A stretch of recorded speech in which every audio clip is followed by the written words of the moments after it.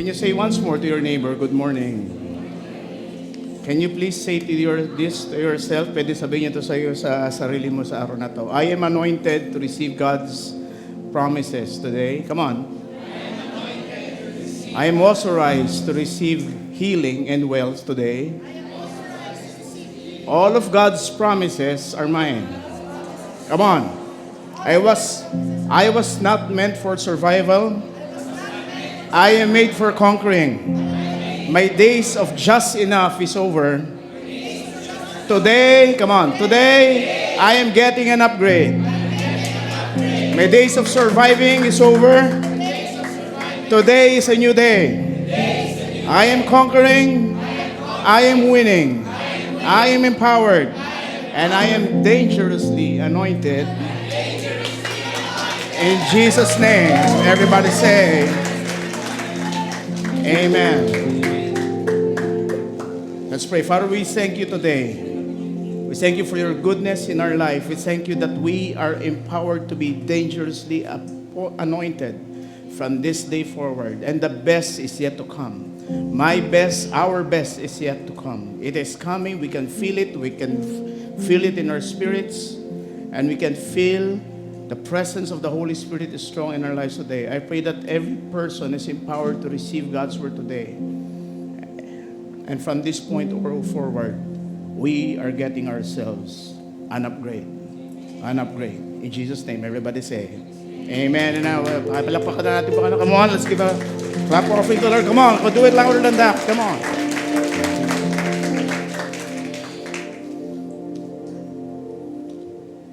Excited ba kayo? Para ako lang yung na-excite. You know, I'm so excited because we are ushering into a new season. We are approaching almost the half of the year, which is, I think this is the last Sunday for April. And it's going to be May in the next few weeks. It's going to be May 3 by next week. And you know, every time that there is a half, this is one of the most exciting parts because every time that you watch a sports fest, or NCAA or PBA, the most exciting part is when you go to the third quarter and fourth quarter. Ngayon kung in your life, for the past few weeks na, you feel that you've been struggling, you feel in your spirit that somewhere in the natural realm, things are not flowing according to your plan, despite the rising prices of gasoline and diesel, I am telling you today that you are not going to be affected whatever is happening to the economy because today, this day, you are getting upgraded. Say this way, I am getting upgraded. We are going to talk about how we are going to develop our faith and preparing for the next level. Are you prepared for the next level? Come on. Are you prepared for the next level? Amen. Come on. Be excited. Be excited. Now today I want to share this word and for the past few weeks that Pastor Jason was here last week and he telling him about the great I am, which is none other than Jesus, that greater is He that is living in you, that He that is in the Word. And you know, itong panahon po na ito, this time right now, the most precious thing that anybody can have is not the cash that you have in your bank, it's not your job, it's not your investments, but the greatest currency that any Christian can have is none other than the faith that was given to us by Jesus Christ. And kanina yung kinanta natin is about the blood. Everything was done by Jesus when He was crucified on the cross 2,000 years ago. All we have to do is receive. Say this with me, receive. Sa madaling salita, ang kailangan nyo lang gawin ay tanggapin. This time around, if you feel that your blessing has been stalled for quite some time, it is not because something is wrong with you. There's nothing wrong with you. Sabi sa katabi mo, walang mali. Walang mali sa ginagawa ko. Ang nagkamali yung paniniwala ko. There's nothing wrong with what you're doing because right now, the moment that Jesus has won the grave, the moment that you receive Jesus Christ in your heart, you transfer from the kingdom of darkness into the kingdom of light. Now, when we are kingdom people, when we are the kingdom of God, when we are already saved by the Lord through His grace of what He has done in the cross 2,000 years ago, What you need to do is you have to transfer kingdoms from kingdom of darkness to the kingdom of light. Sa madaling salita, wala ka na sa dilim. Ikaw ay nasa liwanag na, kaya ang pag-iisip natin ay alisin na natin sa kadiliman. And this is the time right now that the most precious commodity that any believer can have is none other than, say this with me, the faith that is in me. The faith that is in me. It is the most precious commodity that any Christian can have. Ito ang pagkakaiba natin sa mundo. Ito ang pagkakaiba natin sa mga nakakasabay natin sa jeep. And I confess this right now, that people who are riding jeepneys this year, next year, you are going to get an upgrade. Amen. Magkakaroon ka ng sarili mong jeepney. Hindi. Magkakaroon ng sarili mong kotse. You know, ang puhunan lang natin mga kapatid, ang puhunan lang natin lahat ay walang iba kundi ang pananampalataya. And it is not about your job. It is not about your financial status. It is not about your education. But it is about knowing what your position is in the body of Christ. This time around, mga kapatid, hindi lang kayo tinawag na people of God. God is calling you as sons and daughters. Ang sons and daughters ay tagapagmana. This time around, we are getting an upgrade. We will know our inheritance. This time around, we have to upgrade first our thinking that you are a son, you are a daughter. You are not just the people of God. You are not just the citizens of heaven. But at the same time, while here on earth, habang nasa lupa ka, you can experience the goodness of God in the land of the living at hindi mo mararanasan ng kapayapaan, hindi mo mararanasan ng kasaganaan, when you die or when you go to heaven. This time around, God will let you experience heaven on earth, despite what the circumstances in your life are. And I don't care where you came from. I don't care whatever background you came from. This is the word right now that the Lord, that this year is the year of abundant living. And this time around, in order for you to get your abundant living, you have to think straight. Say this with me. I have to think straight. I have to think differently. Because God cannot work if the mind is not renewed. Hindi pwedeng gumalaw ang Diyos sa buhay mo pag hindi natin nabago ang ating pag-iisip. If our minds is still in the kingdom of darkness, God cannot work with darkness. Because what? In Him in light, and there is no darkness into Him. Now today I want to talk to you about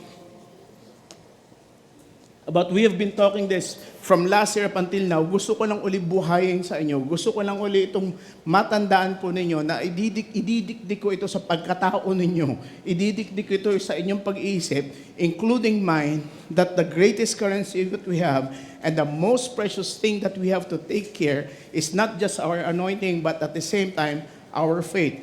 Open your Bibles with me. If you have your Bibles with you. Do you have your Bibles with you? Yes? Not your cell phone, Bibles. You have to have your Bibles with you. Jude 1, verse 20 to 21. Okay, Jude is only one. If you are medyo naliligaw kayo because Jude is not much of a major book in the Bible, but it is between John, 1 John, 2 John, 3 John, up to the Revelation. Merong isang kabanata dyan, just one chapter of the Bible, and it's called in the book of Jude. And this was St. Paul writing to his friend, to Jude, and he said, but you, dear friends, must build up, actually naka-underline, you must build up each other up in your most holy faith. Pray in the power of the Holy Spirit, and await, say this, await the mercy of our Lord Jesus Christ, who will bring you eternal life. In this way, you will keep yourself safe in God's love. And you must show mercy to those whose faith is wavering. Rescue others by snatching them from the flames of judgment. Show mercy to still others, but do so with great caution, hating the sins that contaminate their lives. Now, the first thing that we have to do, dear friends, and Paul was addressing this to the believers, he was addressing this, that you must build up each other in your most holy faith. Now, in this verse, we can see three actions. Number one, we can show mercy to those who are wavering. Magpakita tayo ng kapatawaran, magpakita tayo ng gilas doon sa mga taong ang kanilang mga pananampalataya ay pumapaypay. Pangalawa, we can snatch others from the flame of judgment. The mission of every believer, okay, is to bring Jesus into your family so that your family is be saved. I pray, and this must be your prayer, that your loved ones must be saved. Uulitin ko, nakakalungkot na magre-reunion kayo sa langit na nag-iisa ka lang sa langit. Na hindi mo kasama ang tatay mo, hindi mo kasama ang nanay mo, hindi mo kasama ang mga kapatid mo, hindi mo kasama ang asawa mo. It's going to be a sad reunion if you are the only person who knows the good news. And we must snatch people from the fires of judgment. Because the time is coming, and the time is coming now, that God is going to put judgment in the world. But now we are in the season of grace. Andito tayo sa panahon ngayon na ang Panginoon, He's pouring out His mercy, His goodness upon us. But the time will come that He will say that time is up. And we have to work double time. We have to work double time. Kung ang bitbit mo ay sarili mo lamang, for the longest time that you are here in church, I pray that you will have a desire. You have to have a desire to rescue the people that are closest to your heart and snatch them away from the fire. But it's also shown here that when we show mercy to other people, we should not also be contaminated with the sin of other people. Baka mamaya, rescue ka na rescue, reach out ka na reach out sa mga tao, ngayon pala ikaw, hindi mo sinasadya, at hindi mo namamalayan na ikaw pala ay pinapasok na. Are you following? Do you think that, alam niyo ba, ang sin is contagious? Do you know that? Subukan ninyo. Alam niyo ba ang pagrereklamo ay nakakahawa? Subukan niyo sumama sa mga taong kahit hindi ka nagrereklamo. Subukan mo sumama sa mga tao walang ginawa araw-araw kundi magreklamo. Lalabas sa bibig mo na nagrereklamo ka na. Are you tired of people who are... Nakarinig na ba kayo ng tao na walang ginawa kundi magreklamo na magreklamo? Huwag mong tingnan yung katabi mo, hindi yan. Huwag mo rin tingnan sa likod mo, hindi rin sila yan. Are you tired of people who always complain and complain? Pero at the same time, bandang huli, ikaw nahawa na rin. Ngayon, in this wicked world that we are moving right now, we must learn how to preserve ourselves. Despite the situation, despite the pressure that is ongoing in the world right now, ito ang panahon na dapat ang sarili natin ay pinapanood natin. Minsan, malakas ang loob natin sitahin yung ibang tao, pero minsan yung sarili natin hindi natin nakikita. And that's the reason why, ever have that, kahit lang sa TV, kahit lang sa preaching, may mga tao na mabilis mag-comment.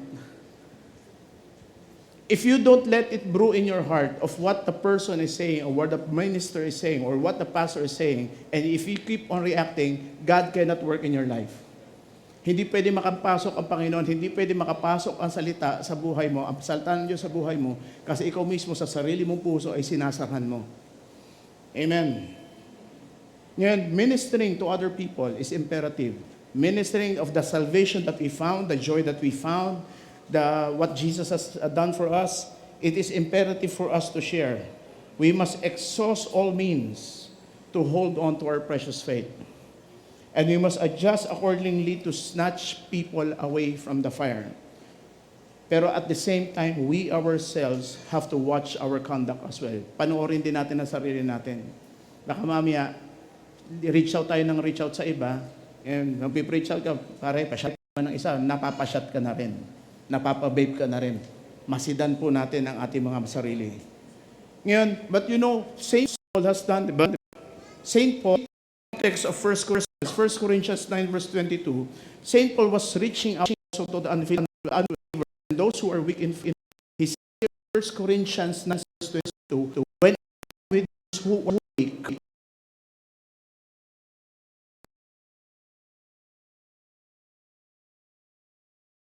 find common ground with everyone, doing everything I can to save some. So, ibig sabihin, si St. Paul, he adjusts to people. Hindi pwede na yung sinasamahan mo, okay, ay puro Kristiyano lang. This time around, we have to learn how to reach out also to other people. Marami kasi mga Kristiyano natatakot na baka sila mahawahan sila yung practices ng iba. If the Lord, the great I am, is inside of you, well, like Pastor Jason said last week, you are not afraid to be contaminated easily. But do not expose yourselves too much into sin. For example, you have friends, okay, you have friends na may mga bisyo, palamura, okay, that doesn't mean na magbumura ka rin kasama nila. May mga kaibigan kang reklamador, hindi ibig sabihin na makikireklamo ka rin. There are some weaknesses, but at the same time, you have to find the weak spots where you can find a common ground which you can able to minister to these people. Amen. Dapat mahanapan mo ng butas paano makapasok ang gospel dito. And right now, as believers, as for those who have heard the good news mula noon hanggang ngayon, alam nyo, mapapalad yung mga ating mga anak because they have heard the good news when they are kids. Mga bata, nakaka-minister. Di ba? Kung tutusin mo, ang bata nga, hindi yan nahihiya. Pero bakit ang tao, the more experience that they have, the more people that they talk to, the older that they get, bakit ang tao minsan, nung bata ka, ang dal-dal mo, pero nung tumanda ka, wala na. Nahiya ka na. Pero kung tutusin mo, marami ka na experience. But what happened to us when the time comes that we need to speak, we don't speak up? Di ba minsan, halimbawa may mga issue na pwede yun mga i-address, pwede mong kausapin. Hindi, pabayaan mo na, wag na natin kausapin kasi lalaki lang yung gulo. You know, you have to speak up. You have to speak up, especially if it's concerning your family. Minsan na nangyari sa bahay, mas malakas pa ang boses ng anak kaysa sa magulang. Ang anak, ang sinisermonan niya, ang kanyang magulang. Lalo na kung ang anak ay mas malaki na ang sweldo kaysa doon sa magulang. Are you following? Wala niyan dito. Wala niyan dito. Pero baka meron. Pero baka naman wala. But my point is, no matter what your status in life is, okay, no matter, even if your kids are earning more than you, hanggang sa yan ay nasa poder mo, may karapatan ka na sabihan yan. Amen. Somebody say amen. Come on. No, discipline. Say this with me. Discipline. Discipline is very important. It's important for the family. It's important when you are a soldier. It's important if you are a farmer. It's important discipline in any form. Even if you go out to the world, even if you engage in business, discipline is very important. And what really sets the Philippines apart from other nations? You know what? Our lack of discipline. Tignan mo dito, pumunta ka sa Alabang sa Borito Road, every 100 meters may tumatawid. Dalhin mo sila sa Singapore, naghahanap ng pedestrian lane bago tumawid. Diba? Pumunta ka dito, sa intersection, nag-uunahan, makapasok. Pag pumunta ka ng Subic, ang babait sa kalye. First to stop, first to go. And the government is trying its best na let's do it sa maliit muna. Para doon sa maliit, lalaki na lalaki. Guess what? Matagal na natin sa maliit, wala pa rin nangyari. And we always try to compare ourselves with Singapore, with Hong Kong, with other Asian countries. You know, what's wrong? It's the culture. It's the culture. We ourselves are a Christian nation. We confess that we're a Christian nation. But guess what? There's nothing Christian about our attitude. Amen. 90% Christian. The Philippines is 90% Christian. Pero pag-ipitan natin na ano nangyari, nagtaasan yung gas. Lahat nagreklamo. Ngayon bumababa na. Nung bumababa ng presyo, wala nang bumabate sa gobyerno, di ba? Pansinin niyo, this coming Tuesday, diesel will go down by 10 pesos. Ang laking bagay na nun, ha? Just imagine, from 100, ano pinakamataas? 120, now it's approaching 80. Ang laki na ng ginap nun. Pero guess what? Nobody's praising anything. May nagwewelga pa rin. But don't you see the goodness of God in your life despite the rising prices? Despite the crisis, despite the war, you're still here. We're still full. Tingnan niyo yung mga sasakyan ninyo, full tank pa rin. Parang walang krisis. Tingnan niyo yung grocery ninyo, puno pa rin. Tingnan niyo yung refrigerator ninyo, puno pa rin. Mainit ngayon, nakakapag-ice cream pa rin kayo, di ba? That's the goodness of God. That's the goodness of God in your life. Kasi kung krisis, kahit ice cream, di ka makakabili. Amen. Kahit halo-halo, hindi ka makakabili. Kung krisis talaga, bakit nandito ka ngayon? Ibig sabihin, Christ is bigger than the crisis in your life. So discipline is very important for every believer. Discipline is very important, and you know where your boundary line is supposed to be. Alam mo kung saan ka tatawid, alam mo kung yung mga bagay na hanggang meron kang hangganan, hindi ka tatawid doon. 1 Corinthians 9 verse 27, Paul says this, I discipline my body like an athlete, training it to do what I should. Otherwise, I fear after preaching to others, I myself might be disqualified. So Paul was saying this, that discipline is very important. And he's disciplining his body because sometimes baka yung pinipreach niya, ma-disqualify siya doon sa mismo sinasabi niya. And we ourselves as teachers, as pastors, we have to be careful on this. We have to guard ourselves. We have to guard our faith. Kailangan namin bantayan ang sarili namin because that time will come pag yung sinasabi namin at ginagawa namin ay iiba, hindi na kami qualified to preach. Are you following? If I begin to share about generosity and I myself begin to be selfish, I am not qualified. If I am myself am preaching about faith and I am asking you for money for rent, then I am disqualified. If I am teaching about managing the family and my family is a mess, I might be disqualified because you cannot preach what you do not have. Amen. You cannot preach what you do not have. So ito, kaya minsan, tayo nasusumbatan eh. Preach ka ng preach, hindi mo naman ginagawa. Si mami sabi, don't panic. Si mami naman, nagpapanik. Sabi ni daddy, huwag magalit. Si daddy magagalitin. You see this? Minsan mahahanapan tayo ng butas. So be careful on this. Ngayon, my question is, how do we preserve ourselves in compromising situations? Halimbawa, naipit ka na. Nandun ka sa isang lugar o isang posisyon na you're in a very compromising situation. What do you do? What do you do?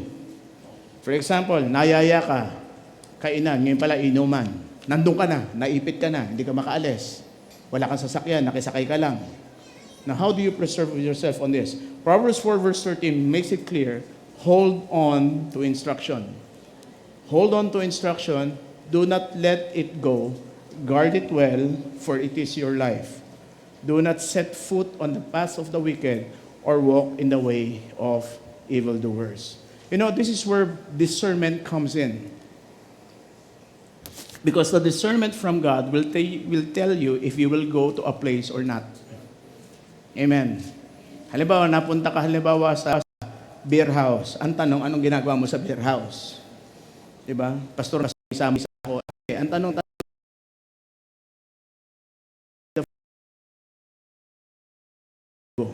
the Holy Spirit Himself will guide you of the people who you will talk to.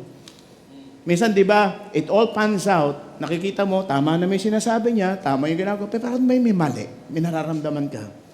Hindi gut feel ang tawag doon. Ang tawag doon, it's a holy and divine annoyance inside of you because the Holy Spirit is already inside of you. And if you proceed any further, pwede mo ikapahamak. So hold on to instruction. What is instruction? Hold on to what you have heard. Hold on to what you have read. Kaya hindi lang importante kung ano yung narinig mo, importante kung ano yung nabasa mo, ano yung sinulat mo. You know, it's important for you to bring your notebooks here in church. Why? Because honestly, what I'm telling here you, sa inyo, malilimutan nyo to. You can watch it online, but iilan-ilan lang ang nanonood online pag nire-replay. But when you hear it, when you write it, and when you say it, the impact is double. What you hear, you will not forget. But what you write, okay, na-imagine mo, nakikita mo, nailimbag mo, it will be set in your heart. In these times right now, what will preserve your life, ulitin ko, is not your job. It's not your money. It's not your savings. It's not your possessions. But it is how, say this with me, how I am positioned. You have to know where your position is. The only way for you to be victorious in these challenging times right now and for you to experience the year of abundant living is you have to be victorious in the area of your faith. Ulitin ko, you have to be victorious in the area of your faith. You have to develop your faith and you have to get it to work. 1 Corinthians 16 verse 13, be on guard. Sabi niya, how do you build up your faith? Number one, you have to be on guard. Be on guard, stand firm in the faith, be courageous, and be strong. These are all four imperative instructions. Number one, mapagmasid ka, mapagbantay. Mapagbantay ka. Pangalawa, maging pirme ka sa pananiniwala mo. Maging pirme ka doon sa narinig mo. Maging pirme ka doon sa nabasa mo. Doon sa tinake notes mo. Doon sa sinabi sa'yo noon pa, be firm in that. And this is the time, if you need to speak up, you have to be courageous. Kahit nag-iisa ka, sasamahan ka ng Diyos. Amen.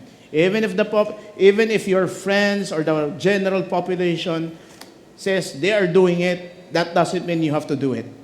You have to be courageous and you have to take a stand and you have to be strong. And you know what? Jesus was firm on this. Jesus, the Messiah, was firm on this.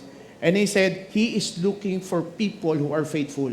Hinahanap niya yung mga tao na meron talagang genuine faith.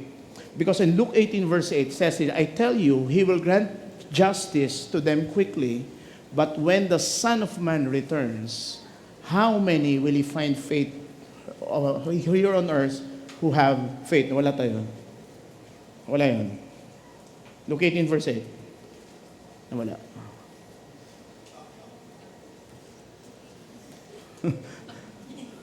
Luke 18 verse 8. Wala eh. Bigla nag-advance eh. Luke 18. I tell you, okay, how many will He find on the earth who have faith? Let me tell you, if Jesus comes today, will He find faith in GHM? Ulitin ko, pag dumating ngayon si Jesus, and then the heavens wide open, will He find faith here on earth? Will He find faith here in church? Will He find faith? Yes or no? Yes. Parang hina ninyo. So wala kayong faith. Because if you have faith, you are confident. When the moment I tell you that question, you are confident that you said, yes, I have faith. Amen. Tanungin ko ulit kayo, if the Lord comes today, will He find faith inside of you? Yes. Tinan mo? Kaya naman pala sagutin. Now, faith is the confidence of things hoped for. If you are not confident, you cannot have it. Ulitin ko if you are not confident, you will not have it. You believe for a new house? You believe for a new house. If you have no confidence, you will not have it. You believe you are going to get out of debt this year? If you do not have confidence, you will not achieve it. Because faith will start in the confidence that is inside of you. And the one who was risen on the grave, and He rose again, He is alive. The same power that rose Him from the dead is alive in you. Ang kailangan nyo lang, alagaan at palakihin itong pananampalataya na to. What is the difference between my faith, your faith, and Abraham's faith? Equal measure of faith lang tayo mga kapatid. Pare-pareho. Ang ano lang, iba lang ang paniniwala ni Abraham sa atin. Now, right now, Abraham waited for the time for Jesus to come. Now, Jesus Christ has come, and He is coming again. Now, He is inside of you. What we lack right now is the confidence. What we lack right now is the confidence. Kaya minsan parang, naniniwala ba kayo magkakaroon ng kotse? Amen. Ang hina ng amen. Why? Kasi the confidence is not there. Now, you have to build up your confidence because achieving these things is not about your effort. It's not about your paycheck. It's not about your job. Naniniwala ako na Diyos kaya magbigay sa bahay ka doon sa mga taong walang trabaho. Naniniwala ako na pwede magbigay ang Diyos ng sasakyan sa iyo kahit wala kang trabaho. Come on. It's not, pero ibig sabihin nun, hindi ka magtatrabaho. Magtatrabaho because God will not endorse laziness. But there is more than one way of rewarding you, of God's giving to you from His kingdom other than your job. Other than your business. There are more ways for God to equip you and sustain you. Amen. Come on. Amen. Now, your thinking has to be changed. Kailangan ko kayong yanigin ngayon, mga kapatid. Because we are on the approach of the second half of this year and dapat may nangyayari na kahit paunti-unti. There's nothing wrong with my preaching. There's nothing wrong with the message of the pastors. There is something wrong on how you receive it. Are you following?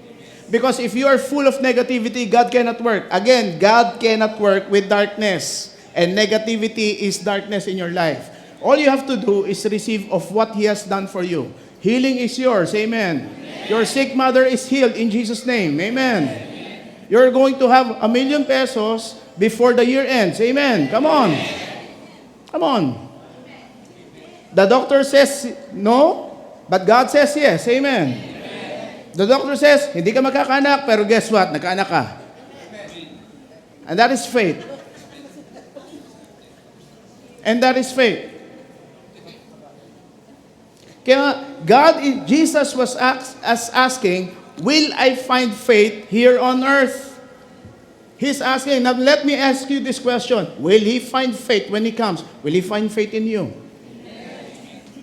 Kung pamasahe, pastor, pahingin pamasahe. Kung pamasahe lang, hindi ka makahingi sa Panginoon. You cannot even, paano ka bibigyan ni Lord ng kotse? Sige nga. Kung sa pamasahe, namumroblema ka. Now, I'm pulling you up, mga kapatid. I'm challenging you because we have to challenge the status quo. Hindi pwede yung buhay mo noong 2025, yung pa rin ang buhay mo noong 2026. Ang mga bata lumalaki. Ang tuition fee lumalaki. Yung sweldo mo, ayaw mo palakihin? Ayaw mo lumaki yung sweldo mo? Ayaw mo lumaki yung income mo? Ayaw mo lumaki yung pwedeng pagbunutan na Diyos at pagbigyan sa buhay mo? Inflation is rising. Inflation is rising. But the resurrection power in you is empowering. It's getting stronger. Your faith is stronger. Greater is He that is in you than he is that in the world.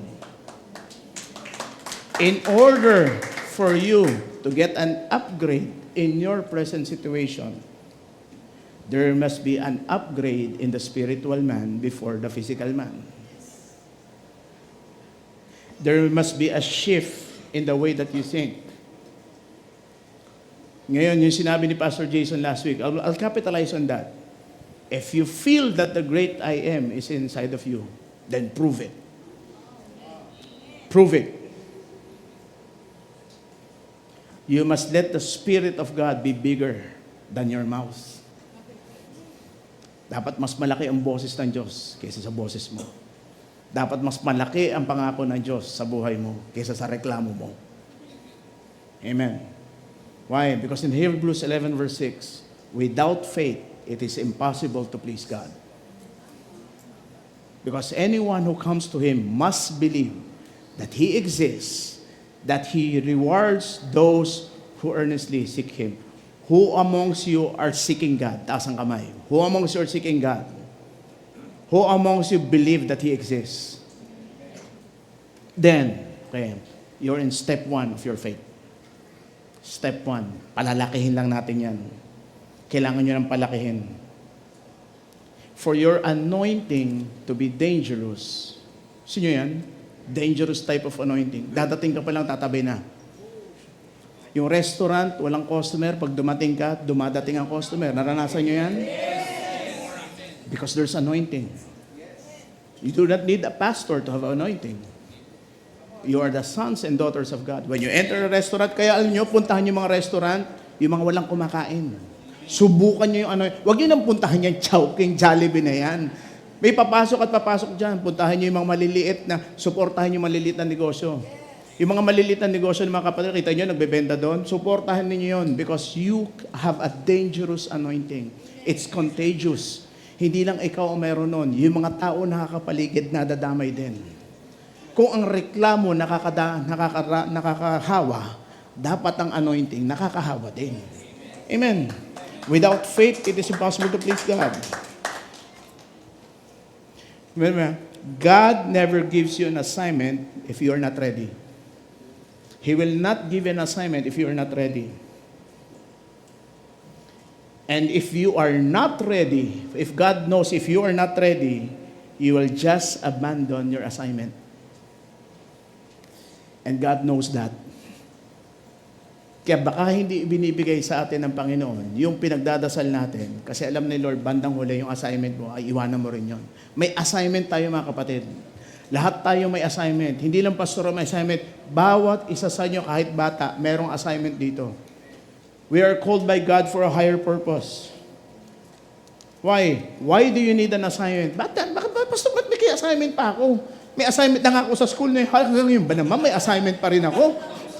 May assignment lahat. Why do you need an assignment? Because God the Father in 1 Peter 1 verse 2, God the Father knew you long ago. Noon pa, kilala ka na niya. Hindi ka pa pinapanganak, alam niya. Alam niya ang magiging pangalan mo. Alam niya ang isusuot mong araw na to ay pink. Naka-pink ka man. Alam niya sa araw na to, kung first time mo to narinig, kung bumalik ka mula noon, hindi ka nakabalik ka, alam ng Diyos na babalik ka ngayon kasi alam niya at gusto niya marinig mo ito. Wala noon pa hanggang ngayon that God has called you for an assignment. I chose you long ago and His Spirit has made you holy. As a result, you have obeyed Him and have been cleansed by the blood of Jesus Christ. Aminin niyo, yung iba sa inyo dito ayaw pumunta ng church ngayong araw na to. Pero ba't ka nandito? Para may kumakaladkad sa'yo kasi kailangan mo marinig to. Gusto nakakatamad na eh. Sarap sa bahay. Dito ka na lang, sa bahay mag-aircon ka pa, magagastos ka dito, libre aircon, may pagkain pa. Why do you need an assignment? Because God knew you long ago. And you have been cleansed by the blood of Jesus Christ. When the faith is born inside of you, if it's inside of you, God causes favor to come upon your life. But favor is not without its challenges. May challenges. Why are there challenges? Pastor, hindi ba pwedeng yun na lang? Hindi ba pwedeng simple na lang yung buhay natin? May challenges. Why? Because it is meant to test your character. It is meant to refine your old ways. Kung may mga dawag, may mga tinik, may mga kalawang, kailangan matanggal because you have to be genuine. You have to be a living sacrifice, holy and acceptable to God. Now, right now, I'm going to tell you about a story who had a dangerous type of anointing, but he needs to go through a process. He loves God. He loves God dearly. He honors God. Wala siyang ginawang masama. Pero may mga bagay sa buhay niya na siya ay inalat, bakit ko dinanas to? Maraming tao pwede sabihin na, bakit ko dinadanas to? Bakit ko kailangan pagdaanan to? May mga tao sa Biblia noon pa na dumanas kahit wala silang ginagawang masama, sila ay dumaan sa matinding pagsubok. One of them is Joseph. Joseph, okay. Joseph is one of the 12 sons of Jacob. But of all his sons, Jacob had one favorite. And his favorite was none other than Joseph. Jacob loved Joseph more than any of his other children because Joseph had been born to him in his old age. Kaya niya paborito. No, ipinanganak siya, Jacob died at 147 years. So Jacob had Joseph when he was around 100 years. And that's the reason why he's the favorite of Jacob. And so one day, Jacob had a special gift made for Joseph, a beautiful robe. So dahil paborito, mayroong binigyan ng beautiful robe. Now, but his brothers hated Joseph because their father loved him more than the rest of them. They couldn't say a kind word to him. Tanungin ko sa inyo, may ginawang masama si Joseph? Wala. Kasalanan niyo ba naging paborito siya? Kasalanan niyo bang pinanganak siya? Di ba ganon din kayo? Ang bait-bait mo naman. Iba? Wala ka namang inaaway. Pero bakit ikaw inaaway? See yourself in this picture? If there is favor in your life, expect there will be opposition. Uulitin ko. If there is favor in your life, pag pinapaboran ka ng Diyos, meron at merong may inggit sa'yo. Pakisabi mo sa katabi mo, normal yan. It's normal. There will be opposition because you will get to receive good things and they don't. You will get to receive good things with minimal effort. Wala kang gagawin halos, but God rewards you accordingly. Others work so hard, ikaw wala ka masyadong gagawin. You just rely on God's goodness. When there is favor, expect opposition. You want favor from the Lord? Oh, humina. Gusto niyo ng blessing galing sa Panginoon? Gusto ninyo, yes or no? Then expect opposition. Expecting ninyo na may maiinggit sa inyo. Kahit Kristiyano, pwedeng mainggit sa'yo. Hindi lang mundo. Kahit kapatid mo, pwedeng mainggit sa'yo pag hindi yan na born again. Hindi doon natapos. In verse 5 to 6, Genesis 37, 5 to 6, one night, Joseph had a dream. And when he told his brothers about it, they hated him more than ever. Listen to this dream. Hindi nakaramdam to si... Ano ba kay Joseph? Manhid eh. Listen to this dream, he said. We were in the field, tying up our bundles of grain. Suddenly, my bundles stood up, and your bundles altogether around and bowed down low before mine. His brother responded, so you think you will be a king, our king? Do you? Do you actually think you will reign over us? And they hated him all the more because of his dreams and the way he talked about them. Di ba makakainis? Mismo mga tao na, yabang naman ito. Ito yung dating kay Joseph. Si Joseph hindi makaramdam. Nagkwento pa.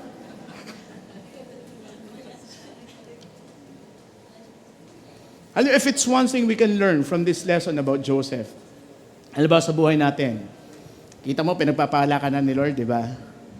Huwag ka na magkwento kung ano pa yung ano mo, dun sa mga tao nagigipit na. Alam mo, bait ni Lord. Nakakuha ko ng 100,000. Kita mo naman yung isa, walang-wala, di ba? Huwag ka na magkwento, makakainggitan ka talaga. Di ba?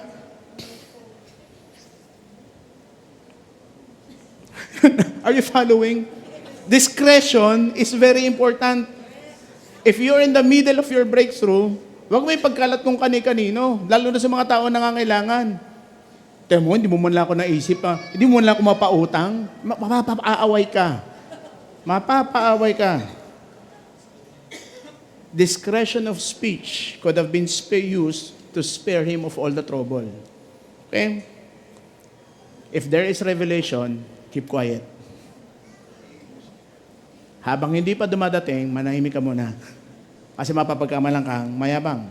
Others might misinterpret it and will fuel opposition more in your life. Lalo ka makaka-attract ng opposition.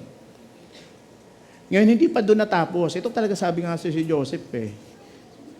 Talagang ikaw talaga Joseph. Joseph. Okay. 37 verse 9 to 11. Ito na naman. Nanaginip na naman siya. Joseph had another dream.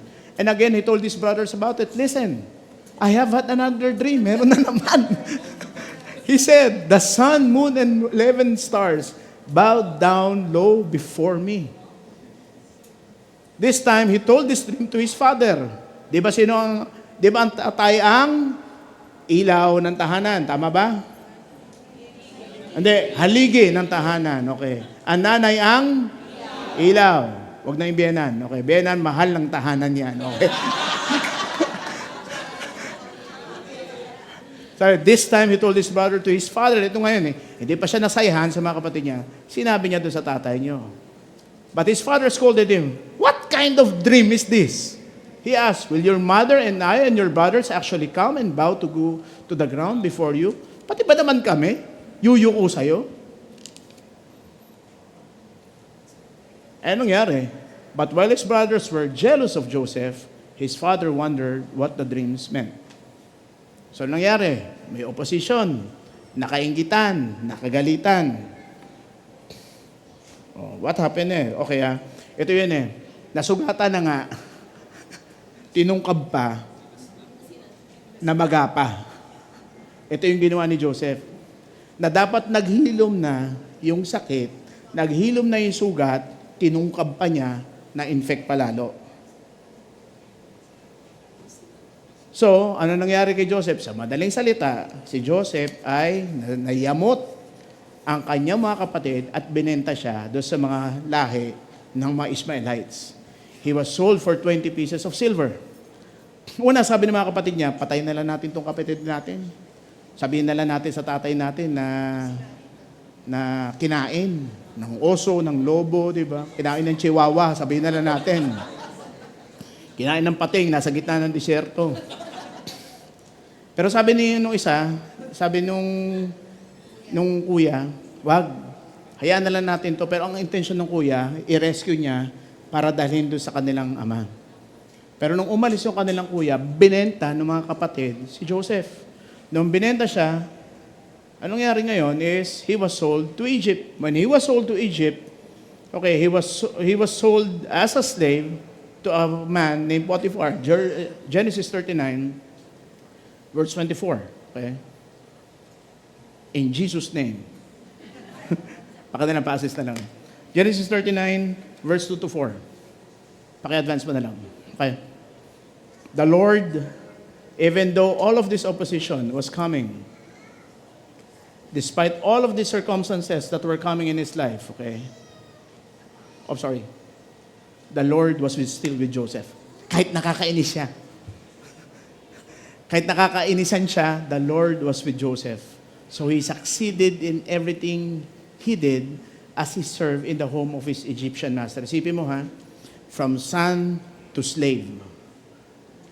But despite his situation, from being a slave, he found favor in the eyes of his master. He served his master. Sa ngayon, marami sa inyo mga empleyado, mga slave kayo. Totoo lang. Diba? We are slaves to a corporation, we are slaves to somebody. But that doesn't mean that God will not bless you while you're still in employment. God can bless you in your employment. Amen. Come on. Now, he served in the home of his Egyptian master. Now, Potiphar noticed this and he realized that the Lord was with Joseph. Potiphar is not a Christian. He's not a Jew. He doesn't believe in the God of Abraham, Isaac, and Jacob, but he knows that his God is with Joseph, that the God of Joseph is with him. And giving him success in everything that he did. So everything that this boy touched was succeeding. This pleased Potiphar, so he soon made Joseph his personal attendant. See? From slave to personal attendant. Kung may VA, ito PA. Okay, personal attendant. He put him in charge of his entire household and everything he owned. Sabi mo, from a slave that was sold, that was being entrusted to bigger things.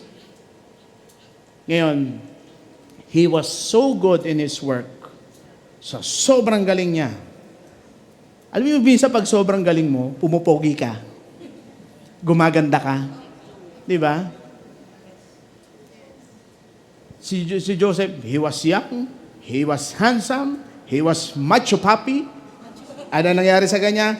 Nakursunadahan siya ngayon ng asawa ng kanyang amo. Adonis. So what happened next? Okay. Next verse. It's not responding again. Paka na lang, hindi nagre-respond. Genesis 39, verse 8 to 10. But Joseph refused. Because he told her, my master trusts me with everything in this entire household. Okay? No one here has more authority than I do. He has held back nothing from me except you. Because you are his wife. How could I do such a thing, a wicked thing? It will be great sin against God. See this? She kept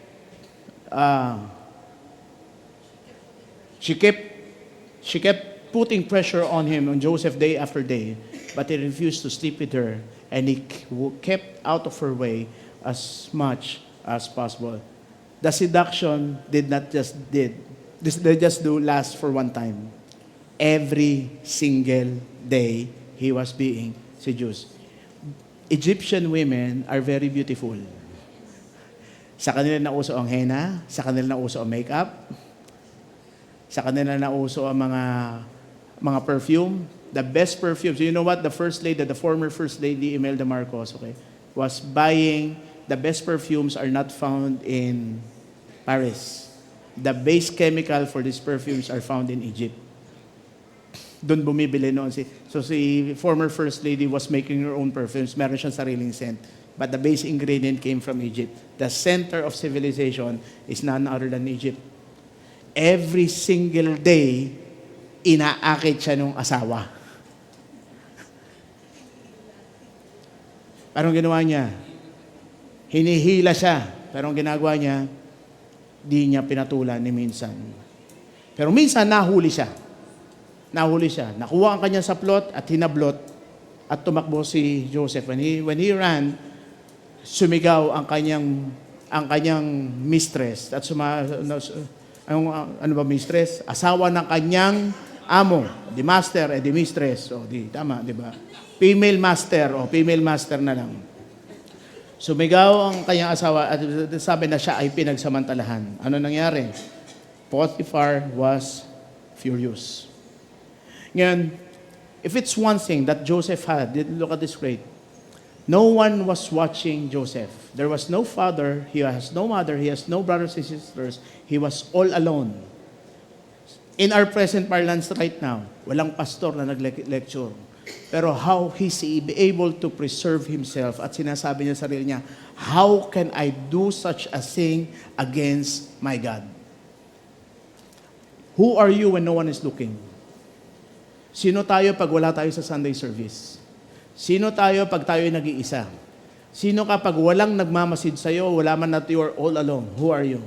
Joseph was all alone. With all the temptations, he had all access to everything. But he said this, his heart was pure, his heart was bent on God, and he said, how can I do such a thing against my God? Walang asawa si Joseph. Walang jowa. He was not engaged to anybody. Single. But his heart is firm. Because he knows that this was a test of character for him. And at the same time, God knows the heart of Joseph. Ano nangyari? Potiphar was furious when he heard his wife's story about how Joseph had treated her. So he took Joseph, threw him into the prison where the king's prisoners were held, and there he remained. Now, but the Lord, look at this, say this with me, but the Lord. In every situation in your life, but God will deliver you. In every situation in your life, no matter how bad it is, but God is always with you. Amen. But the Lord was with Joseph in the prison, from slave to prison. Convict. Ang hirap ng isang convict, Kahit makalaya ka, meron kang markado, ex-convict. Your chances of employment are very slim. But the Lord was with Joseph in the prison. And He showed him His faithful love. And the Lord made Joseph a favorite with the prison warden. Sipin mo, naging mayor. Naging mayor ng kulungan.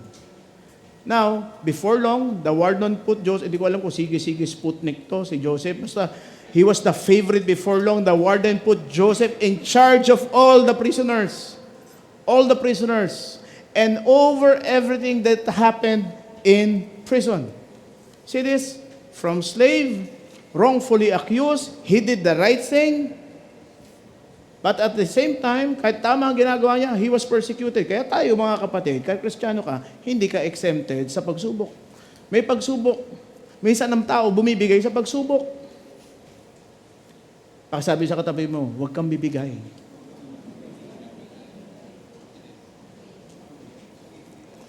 Tignan niyo because of the favor he found, from slave to prison, to prisoner, the warden had no more worries. Because Joseph took care of everything. Pakain sa prisoner, akong bahala. Discipline naman the prisoners, akong bahala. The Lord was with him and caused everything he did to succeed. You see this? Wrongfully accused, did not do anything wrong. Enough reasons to be bitter. Maraming mga Kristiyano, maraming mga tao, pag dumaan sa pagsubok, ayaw na, galit na sa Diyos. Galit sa tao, galit sa Diyos. Lahat kagalit nila, pati aso kagalit nila. He was sold by his brothers. Benenta ng mga kapatid niya. Di ba magagalit kayo doon? Hindi na ako naisip ng kapatid ko. Puro sila na lang. Palagi akong inaapi. Dami niyong pinapanood na drama, kaya paapektado tayo lahat sa buhay natin. He was, tinan niyo ha, he had nothing, he became a slave, he was wrongfully accused. He has every right to be angry. He has every right to be bitter. But despite this, his heart remains stable. He was promoted as chief in the household of the chief captain of Pharaoh. Okay na eh. Okay na yung karir eh. Bigla naman bumagsak. But he did not give in to temptation. He was framed for something he did not do. He went to prison because he did the right thing. Kaya kayo ngayon mga kapatid, kung kayo ay dumadaan sa pagsubok, sa mga bagay na binibintang sa'yo na hindi mo ginawa, at you know in your heart that you did the right thing, standby ka lang, steady ka lang. God is going to rescue you. Have you been in this situation? Have you been persecuted because of your faith, dahil sa pananiwala mo? Have you been laughed at because of your principles? Hindi ka matinig doon sa mga prinsipyo. Have been laughed at. Ulitin ko the blessing is not in the place. The blessing is in the person who upholds God only as their source. Ano sabi ni Lord sa Matthew? Sa Matthew, mapalad ang mga taong walang inaasahan kundi ang Panginoon. So, hindi porket may trabaho ka, wala kang trabaho, hindi ka pwedeng pagpalain ng Diyos. God can anoint you, God can bless you from where you are right now. Even if you have a job or no job, God can still bless you. Amen. Your situation may be tough ngayon. Mahirap ngayon ang sitwasyon nyo. Walang trabaho ang asawa mo, wala ka rin trabaho. Malapit na ang tuition fee ng mga anak mo, hindi mo alam kung saan manggagaling. But ang tanong ko, are you doing the right thing? Are you still doing the right thing? Are you still connecting to God? Are you still being faithful to His Word? The favor, ulitin ko, the favor is not in your job. It is not in your employment. The favor is tied to your faith. It's tied to your faith. And remember this, God can do still great things in your life. Alam mo, if it's one attitude of Joseph, say this with me, hindi siya, come on, hindi siya nagreklamo. There was never written in the Bible of his speech that he complained to God, Lord, bakit? Lord, why? Why am I experiencing this? Bakit ako? Bakit ako? Bakit kailangan danasin to? Never complained. Never complained. A single complaint. God was testing his character. Ngayon ito, may dumating ngayon na mga prisoner na yung nanaginip sila, na sabi ni Joseph, doon sa doon ng prisoner, ikaw ililigtas ka ng hari, pero ikaw mamamatay ka. Pero sabi niya doon sa ililigtas, pag niligtas ka ng hari, pag binalik ka na, huwag mo kong kalimutan ha. Huwag mo kong kalimutan. Nangako siya na sige, hindi ka nakakalimutan. Pero ito, Genesis 40 verse 20, Pharaoh's chief cupbearer, however, forgot all about Joseph, never give him another thought. Kasi mo pinaasa mo yung tao, nangako ka. Nung nakalaya na siya, nung nakaano na siya, nakaalpas na siya, nung nakalawala na siya, nung naibalik siya doon sa dating posisyon, nakalimutan niya na si Joseph. Nangyari ba sa inyo yan? Nakalimutan kayo? May pinangako sa iyo, nakalimutan kayo? Diba? Yan ang sama-sama ng loob mo. Sarap-sarap ng kain nila doon. Samantala ako dito, asin ng kinakain ko. Diba? Papunta-punta pa sila ng Boracay, hindi man lang nabayaran yung utang. May one, Boracay, naglalaboracay. Naranasan nyo ba yan? Pinangakuan kayo? O, papangakuan kita. Makuha ko lang to. Meron kang porsyento sa akin. Guess what? Wala na yung porsyento mo. Nangako sa'yo na, pag ano to, bibigyan kita ng kotse. Nasa yung kotse, gulong lang, wala pa. How many people have promised you something and yet failed to deliver? Are you a victim of this? I am. I have been a victim of this one. Pastor, makuha ko lang yung trabaho mo, yung trabaho na to, magbibigay ako ng 10% sa church. Plus, plus, plus. Wala nang plus, plus, plus. Wala nang 10%. Walang minus, minus, minus. You know what? Hindi namin hahabulin ang pinapangako mo. Because the God who ordained us, He will sustain us. This church will run with or without you. Kung ayaw mo, si Lord gagamit ng iba. Amen. And the problem is, you miss the opportunity for God to pour out His favor in your life. People will forget you. Their promises. Your promotion. Baka due ka na for promotion. It was put on hold. No one remembers you. Wala nakakatanda ng pangalan mo.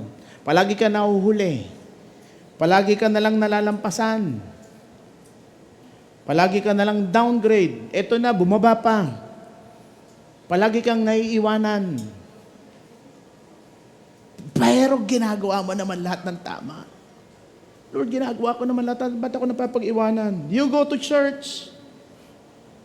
You worship God. Ang aga mo nga dito, hindi pa nagbubukas Vista Mall, andito ka na. Kulang na lang, dito ka na matulog. You pay your tithes. You connect to your pastor, pero Lord, bakit ako napapag-iwanan? Naranasan niyo, natatanong niyo ba yun sa sarili ninyo? You are faithfully serving, pero bakit, Lord? Pero parang walang balik. Lord, bakit hindi bumabalik? Walang sukli. Bakit ang tagal-tagal? Why? You don't want to know why? Because it is a test in your character. It is a test in your character. It is to make room for your faith to be developed. Because God knows when the time is right, pag binuhos niya, alam niyang handa na ang puso mo. Sa ngayon kasi baka hindi pa. Baka meron pang kailangan ayusin ng Diyos. Pero pag handa na yan, magugulat ka na lang, bibiglain ka ni Lord. He is testing if your faith is genuine. If your heart is ready, say this with me, if my heart is ready, come on, if my heart is ready, God is ready. Amen. Genesis 41, alam niyo nakalimutan siya ng tao. Kaya ito just keep your ground on God. Just keep on believing in faith. Kahit yung mga tao nakalimot sa'yo, babalikan ka. What happened to Joseph? The next morning, Pharaoh was very disturbed by the dream. So he called for the magicians and wise men of Egypt. When Pharaoh told them his dreams, not one of them can tell him what they meant. Ito na ngayon, yung tao nakalimot sa kanya, replied, finally the king's chief cupbearer spoke up. Today, I have been reminded of my failure, he told Pharaoh. There was a young Hebrew man with us in the prison who was a slave of the captain of the guard. We told him our dreams and he told us that each of our dreams meant. So nakita niyo yun? 2 taon na ang nakalipas. Nakalimutan na siya ng chief cupbearer. But he was reminded. He was reminded because someone needed help. With that, what he went through the same scenario. The Pharaoh, the king of Egypt, had a dream. No one can interpret except one man, Joseph. Doon nila naalala. Ngayon. Pharaoh sent for Joseph and everything that had happened that he had predicted, I was restored to my position as cupbearer and the chief baker was executed and impaled on a pole. Pharaoh sent for Joseph at once, minadali, pinatawag. He was quickly brought from the prison. After he shaved and changed his clothes, he went in and stood before Pharaoh. Kaya mga kapatid, when the time is right at tinawag ka na ng Panginoon, you better be ready. Ngayon pa lang, ihanda mo na sarili mo. Ngayon pa lang, mag-ahit ka na. Yung sinabi ko, he went shave, he changed his clothes. Ngayon pa lang, position. Say this with me. Position yourself. Prepare yourself to receive bigger things. Prepare yourself to receive bigger things. Yung akala mo nakalimutan ka, ang Diyos hindi nakalimot. Come on. Gagawa at gagawa ang Diyos ng paraan sa buhay mo para matandaan ka nila kahit sa panaginip, kayang kausapin sila ni Lord. The promises that were made to you that never came to pass, God can make it happen and God can do more. Much more. Come on, say this with me. Much more. God can do much more. Now, get ready for an upgrade. Yung pinangako sa'yo, hayaan mo na. Kay Lord ka na umasa ngayon. At pag si Lord ang nag-upgrade sa'yo, ihanda mo sarili mo kasi baka hindi mo kayanin. Amen. Now, God's call in our life is to have faith. From prison, from pit to prison, Joseph believed in faith that God will see him through. God can turn things around. Joseph never complained. Maaring di ka pinakikinggan ng tao noon, marang pinagtatawanan ka noon, but remember this, sabi mo na tumanda ka na lang ng ganito, wala nangyari sa buhay mo, God can restore the lost years of your life. Yung mga nawalang taon sa'yo, hindi ka dihado.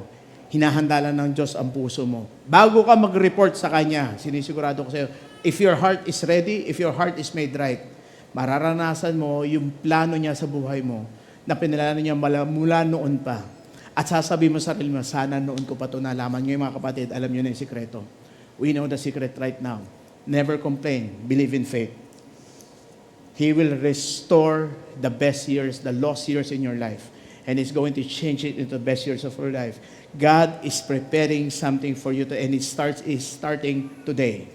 Get ready. Say to your neighbor, get ready. Now, what happened to Joseph? After all of this, he interpreted the dreams of Pharaoh. And sabi ng Pharaoh, anong kailangan natin gawin? Joseph gave him the instructions of what to do. Why? Because the wisdom did not came from him. It came from God directly. Kaya sa ating mga kapatid, minsan nakakapagsalta ka, nakakapagbigay ka ng mga advice na, nasabi ko ba yun? Magtataka ka, paano mo nasabi yun? Because it is the Holy Spirit that is guiding you. And remember this, that the Holy Spirit is not a respecter of persons. Kahit wala kang college degree, pag puno ko ng banal na Espiritu ng Panginoon, the words that you say will have life. And even kings will listen to you. Even if you are a slave, even if you are a nobody, even if you're a kid, even if you're a teenager, even if you're a student, if you are filled by the power of the Holy Spirit, the words that you say will have power and will have meaning and we can impact the lives of people. The Lord is going to anoint you not just for you, not just for your family, but He is going to impact this nation because of you. Dahil sa iyo pwedeng idaan ng Panginoon ang kanyang katalinuhan. Kaya hindi pwede natin sabihin na ano mang pinag-aralan mo. Kasi because most people who are highly educated also fail. Dadaigin ng taong anointed ang taong educated. Amen. Come on. Which will you choose? Educated or anointed? Anointed. Pastor, hindi ako nakatapos ng kolehiyo. Grade 3 lang ang natapos ko. Kahit na, anointed ka ni Lord. Pag anointed ka, the anointing will never depart from you and make sure to take care of your anointing. From slave. Who will listen to an ex-convict? Tell me. Sino makikinig sa taong walang pinag-aralan? Sa isang taong lagbak, bagsak, sino makikinig? But God has favor in the life of Joseph. What happened to Pharaoh? Joseph's suggestions were well received by Pharaoh and his officials. So Pharaoh asked all his officials, can we find anyone else like this man, so obviously filled with the Spirit of God? Makakakita ba tayo ng taong katulad nito? Makakakita ba tayo ng isang JP, John Paul, isang Bing na katulad nito, na punong-puno ng Espiritu, na pag nagsalita siya, may buhay. Pag may salita siya, nagkakaroon ng pagbabago. Makakakita ba tayo ng taong katulad nito? Ikaw lang ang meron nun. Because you are dangerously anointed by God. No background, no universities during that time, mga kapatid. If this man has an opportunity to study, he will do it. But what he has is the anointing. So Pharaoh asked his officials, can we find somebody else? Wala tayong makitang iba, siya lang. Then Pharaoh said to Jesus, since God has revealed the meaning of the dreams to you, mga kapatid, hindi ito Kristiyano. Hindi ito naniniwala sa God of Abraham, Isaac, and Jacob, but he knows that God is with him because he was able to do the impossible. Since no one, God has revealed the meaning of the dreams to you, clearly no one else is as intelligent as you, as wise as you are. You will be in charge of my court, of all my people, and take orders from you Only I, sitting on my throne, will have a rank higher than yours. Second in command. From prisoner, from the pit, to slave, to prison, now he has the throne. Now he has the throne. Pharaoh said to Joseph, I hereby put you in charge of the entire land of Egypt. Kapatid, God doesn't care what background you came from. If it's your time, if you walk in His anointing, if you walk in faith, if you change the confession of your mouth, God can do wonderful things for you. Pakisabi sa katabi mo, hindi pa siya tapos sa akin. Come on. Hindi pa siya tapos sa akin. Huwag natin baliwalain ito mga kapatid. This time around, God is releasing His anointing on you. Huwag mo asahan yung anak mo. Huwag mo asahan yung trabaho mo. Huwag mo asahan yung misis mo. Nandun manggagalang ang provision mo. No. Your only supply comes from God. And even if you're a student, you're listening to this, kahit single income ka lang, if you walk in His ways, and you keep walking in faith, and you keep believing in faith, God can go where your present situation is. He can give you an upgrade. Look at that upgrade. Pit, slave, prison, palace. Nasaan ka ngayon? Nasa pit ka ba ngayon? Are you a slave right now? Are you in prison? Pero lahat tayo, papunta lahat tayo sa palasyo. Amen. Come on. Come on, you believe that? Come on. Now, let me ask you this question. Are you ready for an upgrade? Are you ready for an upgrade? Are you willing to push your faith further? Are you willing to change the confession of your mouth? Are you believing for God to do greater things in your life from this point on? Do you believe that God can change your situation? Are you willing to develop your faith further? Will you do what God says? This day is the day that you are saved. This day, today is your day. Today is the day of your salvation.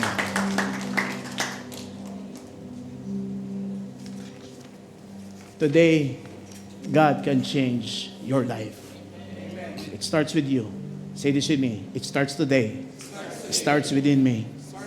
The great I am is inside of you. Jesus is already inside of you. Kailangan mo lang ma-realize. You just have to walk like a son of God. Close your eyes, bow your heads. Let's pray. Father, we thank you today.